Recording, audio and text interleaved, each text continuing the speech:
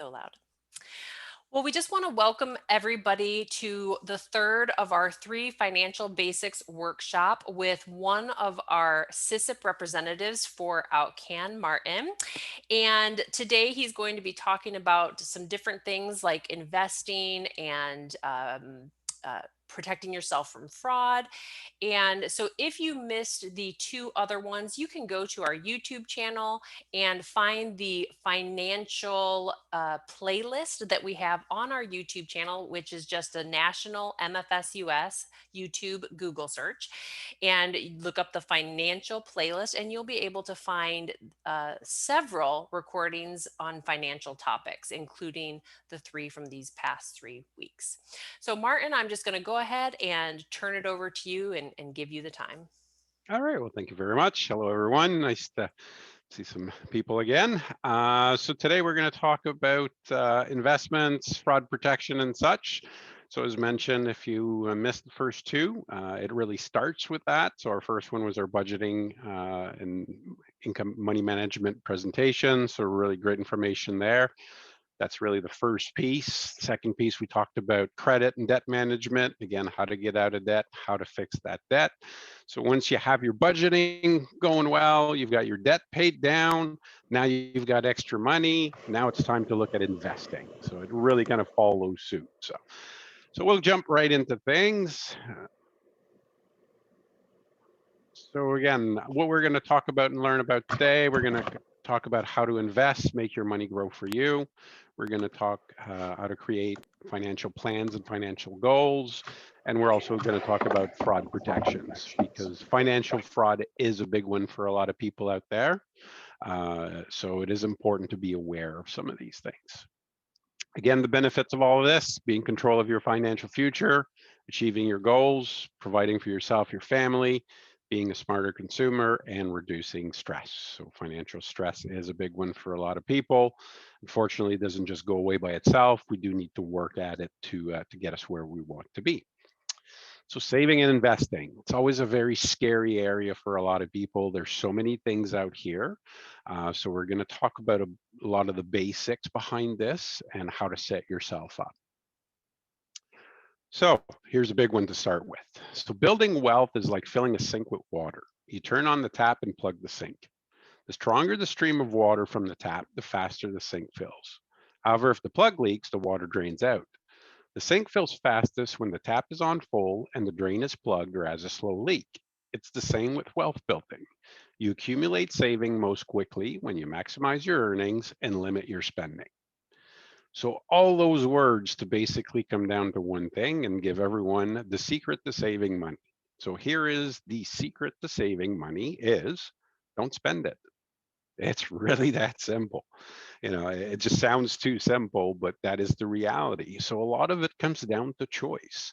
Again, we are going back to that budget from our first presentation of figuring out our cost of living, knowing our needs and wants. And then from there, it's a lot about choice. What do we want our money to do for you? What is our priority? Do we go without certain things so we can save and grow some of that money into bigger, better things that we would like for our life? Or do we spend it all now and there's really not much left? So it is a very personal thing for each individual. So there's no right or wrong. It comes down to what is your priority. So when we look at personal finance and personal investment and all those things, it is exactly that. It's personal. So it's about looking at yourself, looking at your goals, and to make sure that they align together. Because if they don't align, that's where some of that frustration comes in. So some of the reasons to save for the future, well, to feel more secure and in control, being prepared for emergencies when things come up. There's funds to help us with it. Reduces stress and conflict. Spend with less guilt or fear and afford major purchases. Again, when we need to make a large purchase, when we have the money there to just buy it, it's less stressful than, oh, now I've got an extra monthly payment to add to the list. So being able to save for those large purchases is a good way to help reduce some of that stress. Pay off debt, avoid new ones, and all the way to eventually retiring comfortably. So it's all about planning to get us where we need to get. So when we talk about savings, it's very important to make our goals specific. A lot of times we're not very good at creating those goals where it's a little too vague. We can't really keep track of them. So it's important to set, dollar amounts and deadlines, and then we want to break those goals down. We're going to talk about writing them down as well so we can keep track of those. So here's an example. If I say I'm going to get rid of debt and save money for a rainy day, well, that's pretty vague. You can't track that. There's no target. There's no numbers. What is success? What is failure? I don't know. They're just very pretty words. I always say this is as a teenager what you tell your parents when they say you should save money. Oh, okay. So now, if I say I'm going to eliminate credit card debt of $1,600 and build an emergency fund of $2,000 by saving $3,600 by a specific date, that is a goal we can track. We have specific numbers, we know exactly what we're targeting, and we have deadlines as to when we want to achieve this. And again, when we set these goals, it always comes back to your budget. Because if we set a goal that doesn't line up with our budget, then we're setting ourselves up with failure. So the first tool you need is that budget. So, so again, if we break those goals down a little bit, as the next example says, so I'm going to save $200 a month or $100 every paycheck. Sounds a lot easier than saying I'm going to save $2,600 a year. It all means the same thing, but human nature, again, with how we translate things in our brain, if I say I'm going to have to save $2,600 this year, it's usually, how am I going to do that? That's a lot of money, and so on. But $200 a month or $100 every pay, oh, I can do that. So again, it's all the same. So it's about breaking it down to make it easier on ourselves and letting our brain kind of process the smaller numbers to get us to achieve those goals. But that's where that budget comes in, because if your budget shows you that you only have $100 that you can save a month, well, you can create this goal all you want, it's not going to work. So we need to be able to relate it to our budget. So in which case we need to revise our goal. If the budget says I can only do 100 a month, then maybe I need to expand the duration of my saving plan to get me where I need to go and such. Another area and things that I see often, especially when it comes to savings, again, humans, we're really good at tricking ourselves into doing things. So things I've seen in the past quite often is, okay, I do $300 a month in saving. Fantastic. That's a lot of savings going every month. That's a really good thing. So how much do you have in your savings account? Answer is nothing, because every month, yes, $300 goes into the savings account, but then we take it back out because we need it for other things. So again, that's usually a good indication of, well, first we need to really solidify that budget, because if we need to take it out, that means we don't have that amount to put away. But because we do it, it makes us feel good, but we keep taking it out, which is counterproductive. So it always comes back to that budget. So making those goals as specific as possible, again, making sure that it matches with our budget to make sure that we achieve them. Because the goal is always to achieve things. If we want to just set ourselves up for failure, well, that would be easy. But really, that's not our goal. Our goal is to succeed. And to do that, we need all the right tools and the right steps. So types of savings that are available. So when we look at savings, we can think about, we're going to talk about emergency savings, paying yourself first, and making those savings automatic. So again, when it comes to savings, human nature, most of us, if every month we need to take money from one account and move it to the next, we forget, something came up, didn't do it. There's usually a great excuse. And it's, again, it's human nature. Most people are like this. Some people are very good and diligent at doing it, and that's great, but it's not the majority by any means. So the great thing about technology and nowadays is all this stuff can be done automatic for you, where you don't even need to think about it. Right? You can time it with when your pay comes in, so that day or the next day, automatically funds get transfers from one account to the next to go where they need to go. And that is the best way when it comes to savings, is to set things up to happen simply automatically. So we have an example here, someone looking to save 5 to 10% of their income. So someone earning $2,000 a month. 5% would be 100 a month or $50 every pay, which would give you 1,200 by the end of the year. 10%, 200 a month or $100 every pay. Again, $2,400 by the end of the year. So again, automatic transfers is always the best way. They can be set up with your bank, like I say, to work with your pay period and make it nice and easy for you. When we talked about budgeting, when we talked about income, we talked that what's on your budget is only regular monthly income. So now things like gifts, tax returns, things unexpected, HST checks, those types of things is not part of your budget. So technically that's free money. So it's free money that you can certainly use to help your saving goals when that type of fund comes in to help you achieve your goal a little bit quicker, to look at investments and such. And you can also treat yourself. Nothing wrong with that either. Again, it comes down to what is your priority? What do you want your money to do for you?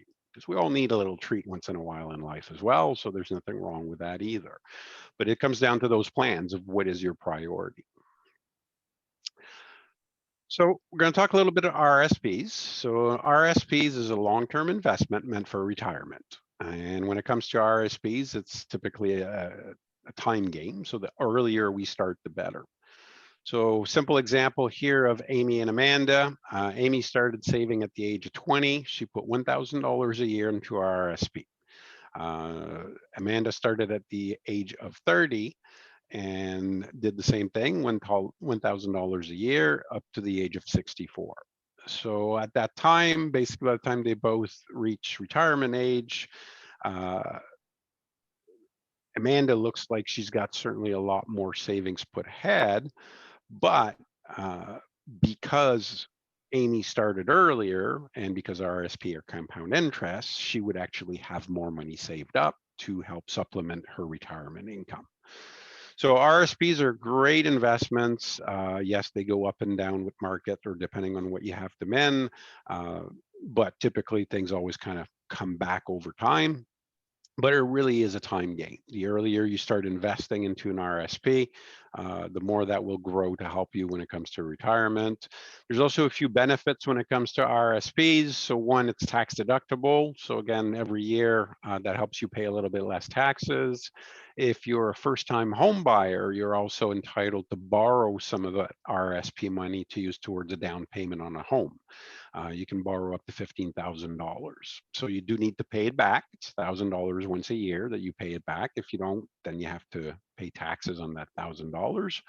But down payment on home purchase is often the area that most people have a hard time with. But again, this is only for first-time home buyers.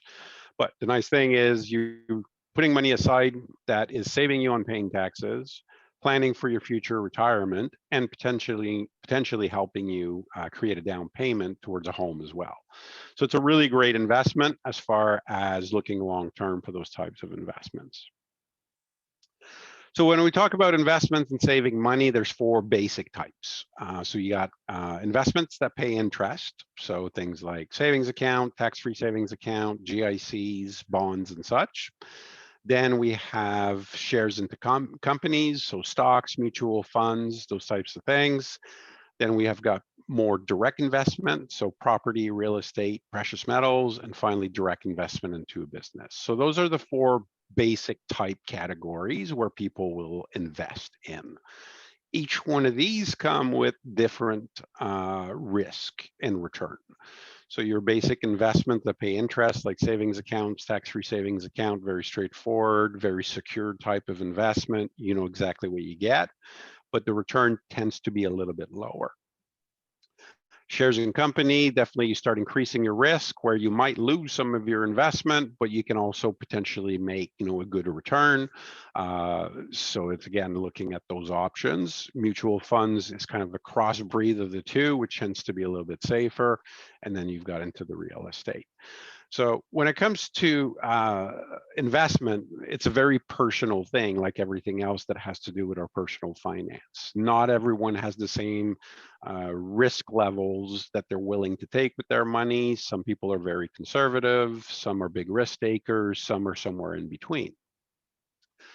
So when it comes to investments, a lot of people will work with a financial advisor to help them guide them through all these possibilities.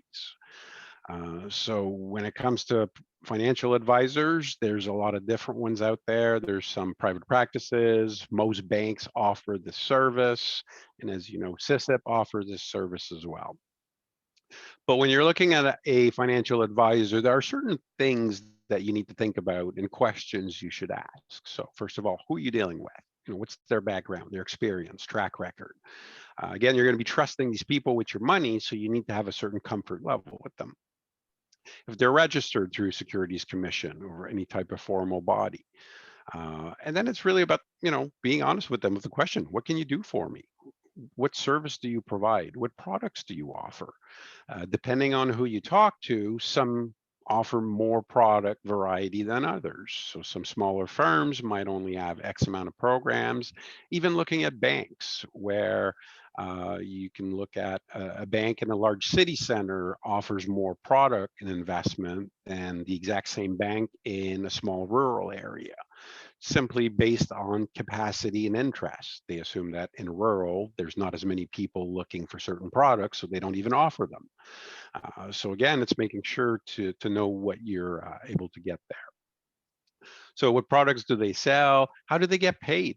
Again, depending on who you work with, there's different structures. So the service typically in most bank is a free service. They might have some fees for investment and things like that in the back, but the representative, the financial advisor himself, you don't need to pay. Basically, that's a service brought by the bank because they're trying to bring your money in for investment. When it comes to independents, they make money in different ways. Some are commission based. So the more they sell, the more they make. And unfortunately for them in those circumstances, now it's a little bit more about them than about you. And this is supposed to be about you on how to make your money grow. So those are very valid questions to ask when working with a financial advisor to make sure to understand, is this, who I want to work with? How do they work with their clients? Do they have any references? Are also very, very good questions to ask because you need to have that comfort level. When we talk about investment, again, it's about knowing yourself, your goals, your timeline, and your risk tolerance. So, whenever dealing with a new financial advisor, one of the very first thing they should do with you is get to know you a little bit. There's different ways they do that. Sometimes they have little quizzes and questionnaires to figure out, again, who are you as far as an individual? What are your goals, and what kind of investor are you? And that becomes very important because if you are a low risk investor and this person keeps talking to you about stocks, that will not resonate with you because stock is high risk and that just won't work for you. And again, depending on each individual, that's okay. You would prefer to have, a smaller return, but knowing that your investments are safe is more important than hoping for a large return, but then being stressed out about, well, could also lose everything. So it's important to find the right investment for you. And that is, again, very individual for each person. So there's no one blanket answer to say what's the right thing to invest in. Well, it depends on the individual. You got to know your investment, make sure they're right for you, and knowing your advisor. Because again, a good investment should not stress you out. You should feel good about having these investments. Yes, there's up and downs, but if those are stressing you out, then probably not an investment in the right area for yourself. So other types of investments and plans out there. So tax-free savings account, TFSAs, again, very popular nowadays. Benefit about that one is you don't pay any taxes on any gains you make. So that's sheltered from tax. RSPs, so retirement saving plans, as we just talked about, great investment for your future. Again, it gives you tax deductions on your personal income tax, which is great. And the capital is always just returned into the investments, which helps it grow. Other similar investments types. So there's registered education savings plan, so RESP. So that's where money is put aside to help pay for post-secondary education for children. When it comes to RESP, there's also some government matchups depending on household income level. Basically, once you open up an RESP under a child's name, you can contribute towards it. When you file your taxes, automatically the government will look at it And if you qualify for a match up, which they'll do up to 20%, then they automatically put it in the account. So again, and this very varies based on number of people in the household income, and so on. But it is not a low income program by any means. So it's a really great way to bump that up.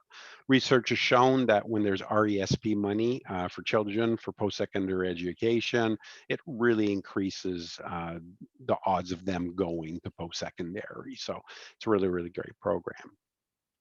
Last but not least, a registered disability savings plan, so an RDSP. So that is similar to an RESP, except this one is for an individual with a disability. So typically, caregivers basically will open up one of these plans.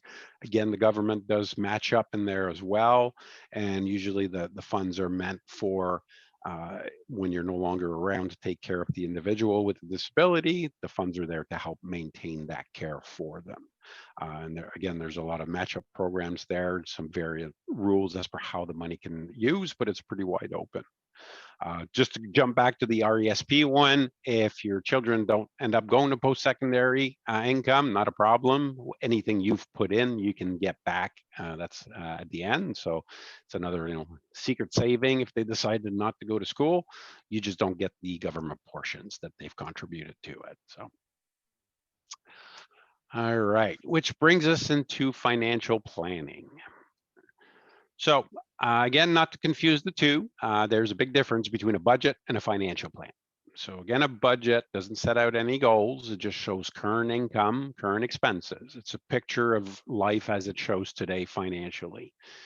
The sources of those incomes and where do we spend it. It doesn't include, future assets, doesn't include necessarily debts and loans. I mean, it includes them because you're paying them, but you're not looking forward with them, and also does not include steps to be taken. So a budget really is a snapshot of what is our financial situation as of right now. When we talk about a financial plan, that's a little bit different. Financial plan states a goal. So looking at a goal in the future could be, buying a home, retirement, any of those types of long-term goal. Shows expected future income and expenses at that point. So if we talk about, let's say, financial plan, buying a home in 10 years from now, well, what kind of income do I expect to be making then? What will be my expenses with that purchase? So you're kind of creating a futuristic budget to try to guide yourself.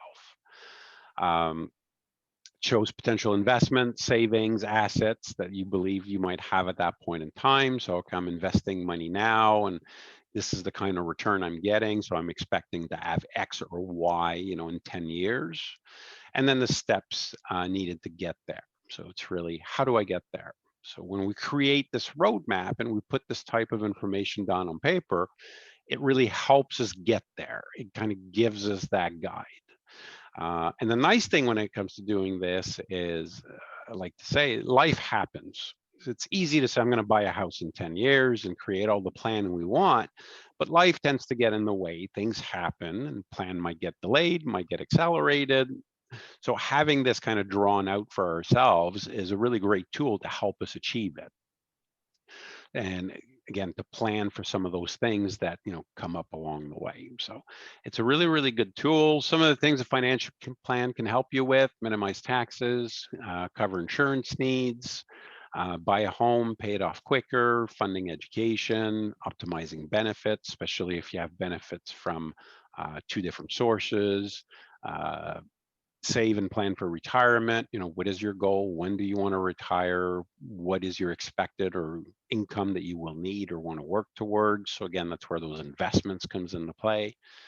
Can help fund long-term health issues, care for elderly parents, all the way down to estate planning. So a financial plan really kind of lays out a lot of information. And when it comes to creating a financial plan like this, a lot of financial planners will charge anywhere from $500, $600, $800 to do this. And it's something that you can do yourself with a little bit of guidance. So again, thanks to the internet, there's tons of templates out there that you can look up as far as, personal financial plan. Some are more complicated than others. This here an example of a financial plan, and I will be sharing this workbook with everyone that'll be downloadable with the videos. But again, it just kind of walks us through the steps of things we don't necessarily think about or know to think about when doing financial planning. So this is a very basic version. Again, looking at what is the goal, assets, income, expenses, what are those things that I'm looking at? What do I think it will be at that point in time? And some of it is what I like to call a guesstimate. It's your best guess estimate, but that's okay because every year, as things progress, your financial plan should be reviewed once a year. Okay, where am I sitting now according to my plan? Am I getting in the right direction? Did something come up that is accelerating or might delay my plan? So doing this yearly review of all this information will help you again achieve that goal. Uh, for things to happen, we got to keep an eye on them. So that's where these types of tools can help. But this is really looking at the outside world of the average individual of what's available to them.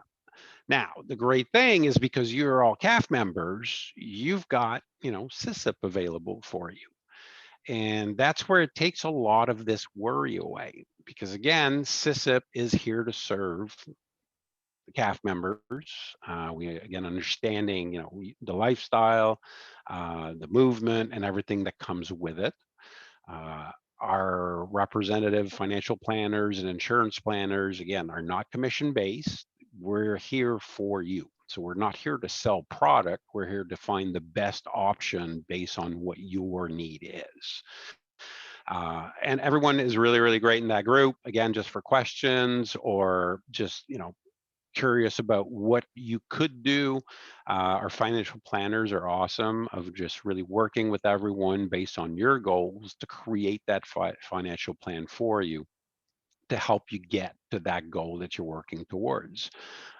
So a lot of what we just talked about absolutely implies, works for outside of the armed forces, where you're just going to your bank or looking at financial advisors on a personal basis. So those are all great questions to ask for sure. But the nice thing is, again, through SISIP, those questions are already answered for you because our goal is to help everyone, in CAF to work through all of this. So that is our only goal and purpose. So again, just take advantage of it. It's a really great thing there. So going to talk a little bit about fraud and protecting yourself. 2017 total reported dollars lost for victim of identity theft in Canada was A, B, or C. Let's see if we can get a couple people to give that one a try. See how much do they think there is in fraud 2017. I am scared to see the numbers for the last year. Absolutely. So we got a few different 11, 20, 22. So $31 million. That is a lot of money being stolen on a regular basis. And it keeps going up. Technology is a fantastic thing. It has opened the door for so many good things, but it also opened the door for a lot of bad things, right? And that's where we need to be very, very careful, to be. Oh, is there a question? No, somebody just didn't remember to mute. I muted Oh, her. okay.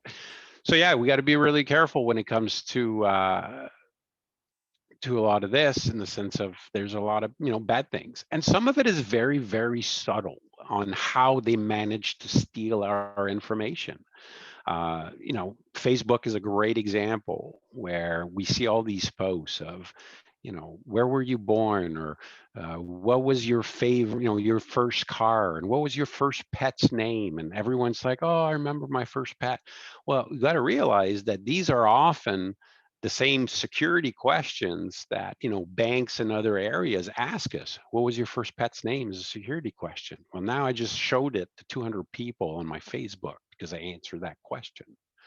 So it is subtle, but we got to be very, very careful with those types of things, how much information we divulge out there. So things to think about when it comes to answering some of those types of quizzes. Identity theft, again, still very, very big out there. So that's when someone basically steals your personal information to create accounts under your name. If we look back 2006, 4 million North Americans fell victim to it. Average loss is about $1,000, but $1,000 or just under 1,100 times 4 million, that's a lot of money right there.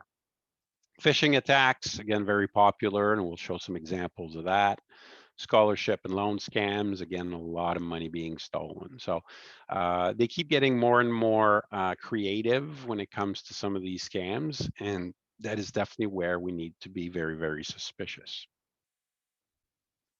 Transfer of fund scam, again, still see a lot of those. Usually a lot of these things are done via email, where you'll get an email and send us some money and we'll give you like a great return and right away.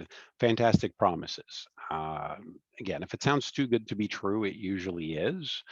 You didn't solicit this, it just showed up in your email. I certainly would not trust it by any means. Some places are now starting to use text messages, and you get a weird text with just a link to click. Again, if you don't know who it's coming from, never click on anything, just delete it. Don't even take the chance. Because even just clicking that link, we don't know what that's going to do in the background to your phone or your computer. Next thing you know, now they've installed the virus and they're able to steal all the information off your computer.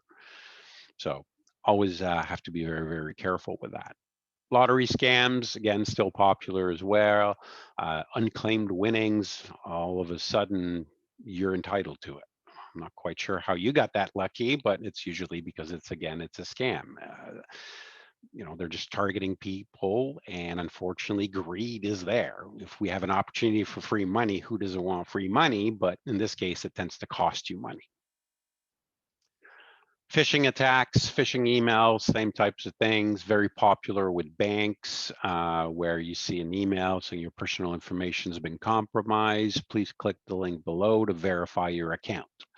Again, banks don't work this way. They don't send emails with links like that. They do send emails, absolutely, but not typically with a link. They just will tell you to go log into your account the way you normally do, because they don't need to send you a link. You're banking with them. They already know that you know how to do it. So always be very, very careful. I've seen a lot of these, and if you click on the link, it'll bring you to a page that looks like the bank page. If you look at the address bar, you'll usually notice there's something wonky in there, but a lot of people won't notice or pay attention to that. So if you put in your bank card, or password and such, now you just gave it to them, and now they'll go into your bank accounts. So again, just be suspicious of anything that comes online. If you feel unsure, is there a problem with my bank? You can call your bank, you can go to your branch, you can log in the way you normally do through an app or through your computer, just to be safe. Just be very wary of any links that are just sent to you, because those are definitely the dangerous ones there.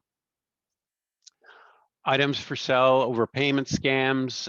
Again, depending on where you live, some areas you see a bit more of those. So I'm on a border town close to the US, for example, where we see a lot of these on Kijiji type of ads, where great deal on something, cars, pets, uh, shipping containers are very popular for these type of scams, where it's usually a great deal and they'll ask for a deposit or something like that. And if you send them a deposit, that's when they disappear as soon as they get that bit of money. And they are very good. I know a few individuals who got scammed with this. One was with pets. They were looking to get themselves a new dog, and they were looking for purebred and so on, and found this great deal on a purebred dog that they wanted. And the other people were sending pictures and communicating with them and so on. And it all felt really good. And as soon as they sent that, $2,500 security deposit, that's when they disappeared. All of a sudden, they were gone. So again, got to be careful. If it's people or things you've never dealt with, again, Google works both ways. Google their email address, Google their phone number, see what comes up. 'Cause if it's brand new, uh, sometimes that can be an indication. So it takes a little bit of extra work, but it's just making sure and paying attention to the subtle signs that sometimes we don't think about. Signs of bogus job ads, for example, still popular on places like Kijiji and such. Usually offers, great pay, next to no work to do. They're just going to pay you to sit there. Sounds awesome. Well, it's because it's not real. Again, no physical address for the job. Usually it's a PO box. And they ask you either open up a new bank account or accept a company check or money transfer just to make sure that they have your information properly. So you give them your banking information, they will deposit $1 into your bank account, absolutely, to make sure that all the information is valid. And then they also use that same information to drain that bank account. Again, if you're applying for a job, you should never be giving away personal information such as your banking information until you're actually hired. So again, just being careful with some of those. So they keep getting more and more creative. A lot of phone calls. The whole CRA thing is still very, very popular, where it's a recorded message and they're telling you they're about to take legal action. I think I got 3 of those yesterday alone, where my SIN number's been, flagged, and I'm going to jail apparently. So, again, you don't even respond to those. You just hand the phone call. If it's on your voicemail, you just delete it. CRA does not work that way. They don't send these types of phone calls to just, let you know that there's a warrant out for your arrest. It's just not the way it works. So just be very, very careful. Don't give them any information whatsoever. And usually, best suggestion is you just hang up on them. So it's about protecting yourself. We say don't share personal information. So I'll throw a little quiz to you guys. Do any of you know what is public information about yourself? Go ahead and use the chat if you can, and just name what you think is public information about yourself. There is not a lot of public information about ourselves. Name, address, phone number. You're absolutely correct on those. And that covers most of them right there. So basically, public information is anything that can be found in the phone book. So name, address, phone number is all considered public information. Uh, and just about everything else about you is personal information. Now, we as a society are absolutely terrible at putting our personal information on social media. Something as simple as your date of birth. I don't need your social insurance number to start opening credit accounts under your name. All I need is your date of birth. So if I have your date of birth because you put it on Facebook, well, now I have your full date of birth. Your address is public information. I can look that up into a phone book. So now I have your name, your address, and your full date of birth, which means now I can start applying for credit cards under your name. And I just changed the address to a PO box because you've moved. You just weren't aware of it. And it's really that simple. So we need to really, really be careful with our information, especially online. And those types of questions that are asked that are really phishing questions to get information about you. Now, you can have your birthday on your Facebook, just maybe not the full thing, maybe just day and month, and things like that. Or again, it depends. Some people have, 1,200 friends. So I'm going to assume that some of those are not actual friends that they know. Now, if you've got 50 people and they're all family and friends and people you actually know, then it's a little safer as far as that go. But just things to think about. Destroying documents with personal information, very similar. Just again, making sure that everything gets destroyed so no one could put their hands on it. Keeping the wallet and purses safe, and carrying IDs you don't need, such as social insurance number. Social insurance number is not something we need to give out on a very regular basis. Technically, you need to give that number for taxes when you're filing. You need to give that number when you're hired for a job, again, for tax purpose.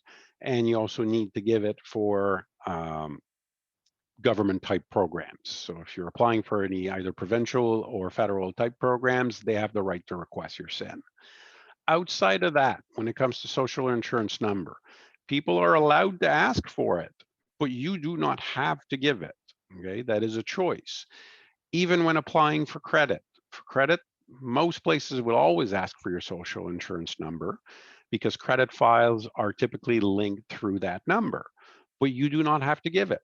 They can get a file without it. So again, it's your choice.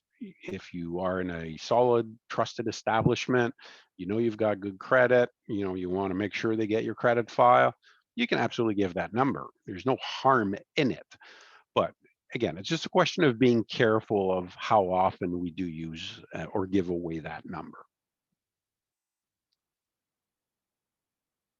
So limit the number of credit cards you hold. Again, having five, six, seven credit cards only puts you at risk if one gets stolen or copied or anything like that. Most individuals do not need five, six, or seven credit cards. Now, if there's a specific purpose behind it, sure. But in general, it is not a need. And having that many cards doesn't necessarily help your credit either, because now you've got a lot of available credit out there. We can actually reduce your score. So again, keep it at what you need. You know, having one or two makes sense. You might have one or two for business purpose. Again, makes sense. But outside of that, it's about, why so many? And if you have some you don't use, you don't need, just close them, get rid of them, eliminate that risk. They talk about checking your credit report once a year. Again, good thing to do just to know what's there, making sure there's no errors, making sure that no one's been applying for credit under your name, because most times, someone stole your identity. We don't find out until we get a collection call because an account was open under your name and now it's 6 months behind. So by checking our credit information at least once a year, it can help review that. Nice thing again is with technology in this day and age, there's a lot easier way to do this. So I had mentioned in our credit presentation, there's two websites, so borrowwell.com and creditkarma.ca, where you can sign up with those companies to get free access to your credit file. It is free, it is legit, and it gets you access to your credit information so you can see what shows up. So once you're signed up, you have access whenever you want. Much easier way of doing it, and it is absolutely free. The reason that it's free is because you see advertising for credit products. Again, I think we're pretty much immune to advertisement, most of us nowadays, because we see it everywhere. Again, making sure when you use personal information on websites, making sure they are trusted websites. A lot of places we can order online nowadays, but we got to be careful with some of them. One of the place that is absolutely horrible, and you would think that they would protect their brand better, is places like Facebook, for example, where they have all kinds of advertisers on there that are scams. If you actually look up the website, it's been created 20 days ago, and there's bad reviews, and it happens to everyone. Absolutely no problem that I've tried ordering something on one of these website off Facebook once, and turned out it was a scam. Now, luckily, I'd used my credit card. You have fraud protection, filled out some paperwork, got all my money back. But it's still, a lot of work. So again, be careful, question things. If it's not a national store, something that you've ordered from before that you know, do a little bit of research, do a little bit of Google just to make sure that it's safe. Google their website. Who owns it? It's from what country? Sometimes a lot of that will give us an indication of, okay, this is a big store selling these products, but this website has existed for less than a month. Sounds fishy, right? So it's just, again, being careful. It's unfortunate that this day and age, but we have to be suspicious of a lot of these things. Again, deleting emails that are asking for personal information or contain weird links and such.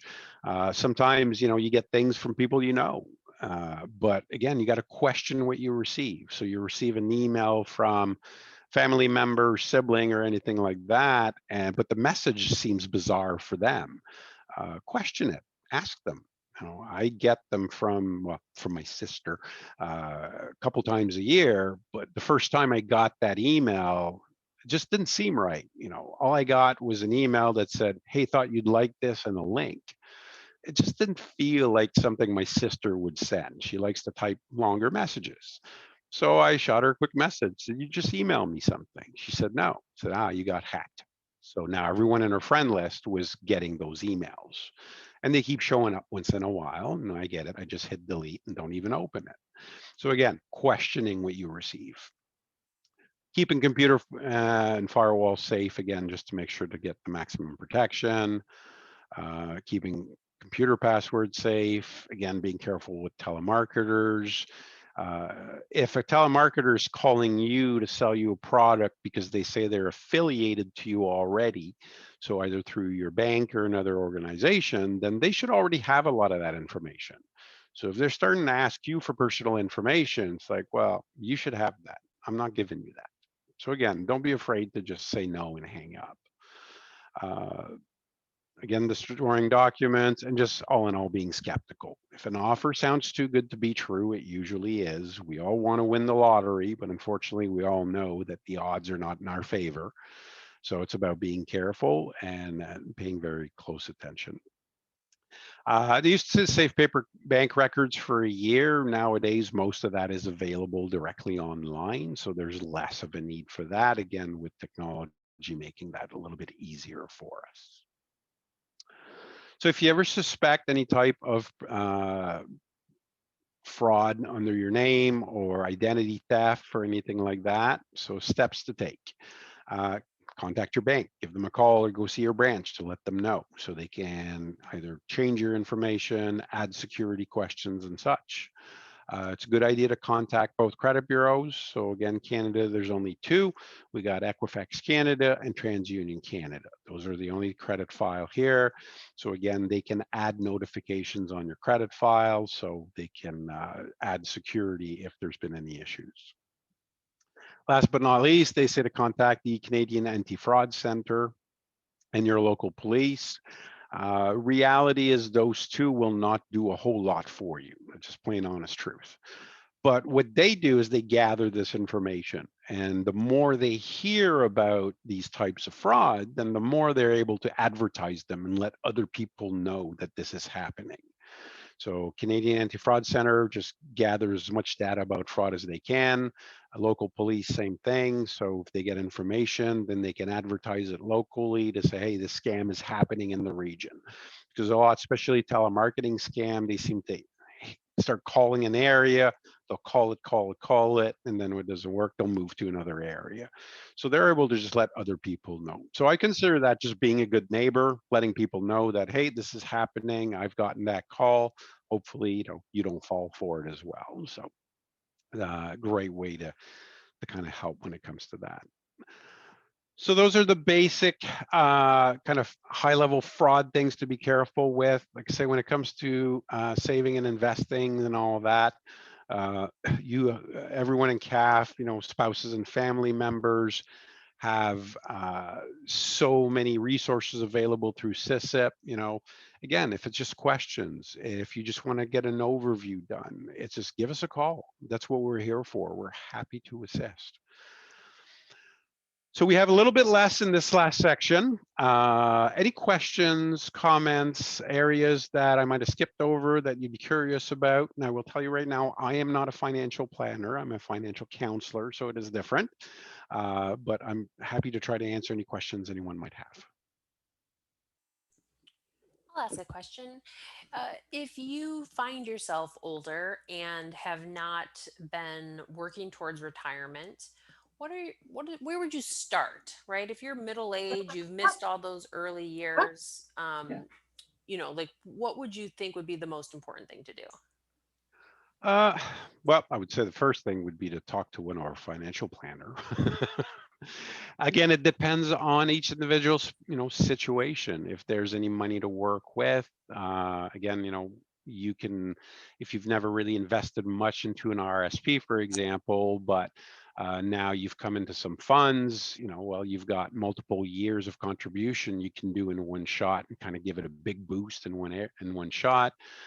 There might be different types of investment that in this case might, work a little bit better for that individual to reach their goals. So slightly higher risk, but again, might get them where they need to be. So that's where really a financial planner can really kind of help work through that type of planning.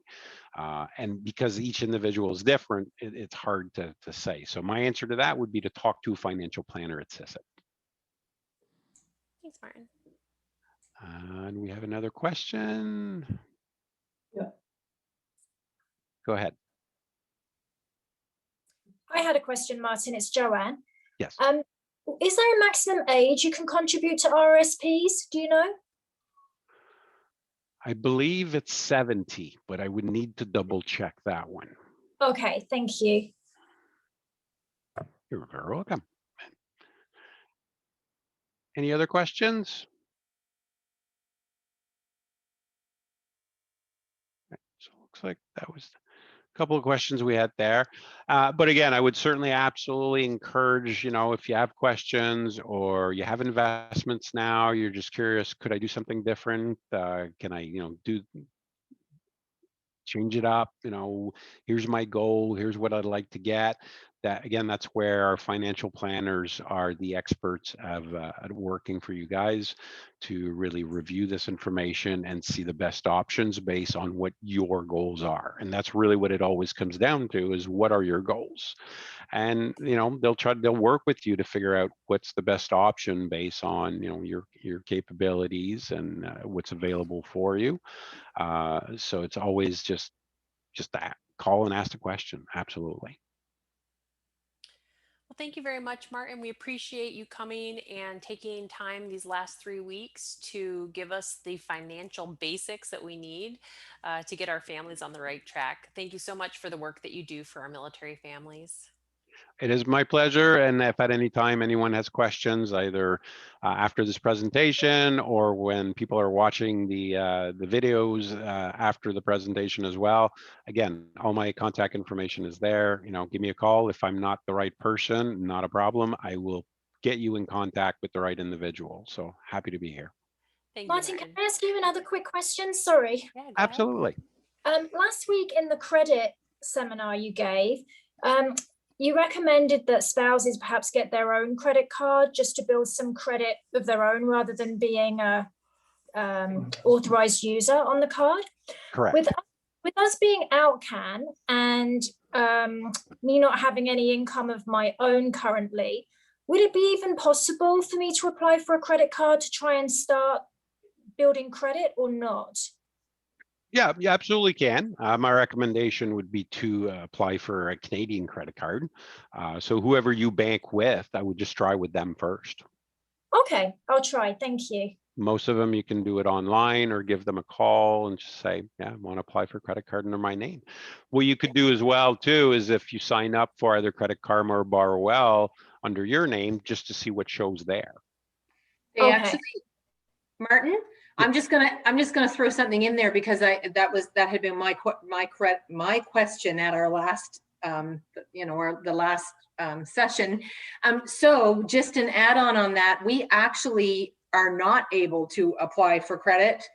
I bank with Scotiabank back in Canada, and because I have an American address and they show that I have an American address, they actually will not let me apply for credit while here in the United States. Yeah, I didn't think it would be a big deal. We still hold all of those. And actually, they've even gone a step further.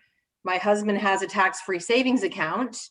I do not. I wanted to set up a tax-free savings account, and we also wanted to make a deposit into my husband's tax-free savings account, and they also will not allow us to do that either. Really? Really? Wow. So Well, I had no idea. It didn't make sense to me. The lady I spoke to at our branch back in Nova Scotia actually went to a supervisor beyond and came back to us several days later after we had a video meeting and said, they are saying that because they are aware that you are residing in the United States and you do not have they know that you're outside of the country, you are not permitted, and I can't do it online either. I tried to do it myself on my online banking and nope. And that could be policy for that bank. Yeah. because again, it's very, very bizarre. I mean, you're still a Canadian citizen. You just currently are temporarily residing in the US. And You actually, have for the like, CRA, you're still considered a resident of Canada. Absolutely. And actually, you know what, Joanna, the lady at Scotiabank in particular asked that I send those to her, which I did, our residency status, and still the policy of Scotiabank was that no, we were not permitted. So very interesting. What about using the Belleville PO box? I didn't think about that until after the fact. I may still try to do that, but I'm not sure. I think a lot of it is the awareness that the bank knows we're in the United States. Do you know what I mean? Yeah, like they have our American address on file, so all of our banking things are sent here to the US. So I think that might be it. And Martin, you're absolutely right. I know there are some banks that do cross-border banking as well. yep. Scotiabank is not one of them. So I'm thinking that perhaps if you bank with another bank that does do cross-border, maybe that might be allowed. Yeah, But and I was going to say BMO obviously has the deal with CAF members, which is a potential opportunity there. I'll be honest, if I was in your shoes, I'd tell them that's fantastic. I'll be closing them all my accounts now. well, and you know what, I have to say it was very surprising to me, and so it's just been one of those things where we haven't gotten around to it, but we are very seriously considering perhaps shopping around for another bank, because it's not. Yeah, it's our own money. We should be able to put it wherever we want. Like, I mean, we're in a global economy now, right? In the sense of it doesn't make sense for someone to say, "Well, no, we're not going to do that." It's like, okay, well, you don't have to, but in today's world, that's a big gap in their service.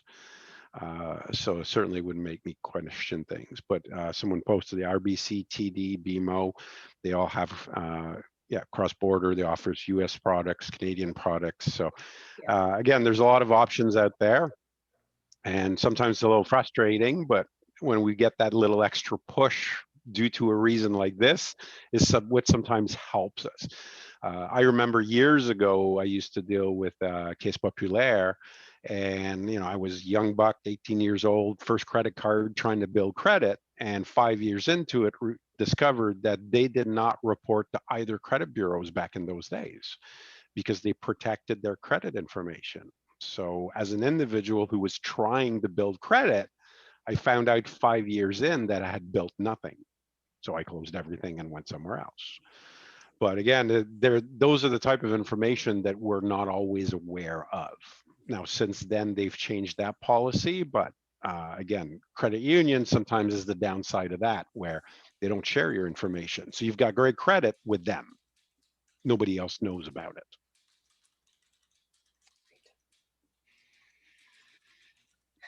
So good, definitely some good points there. But yeah, it can be a little bit tricky.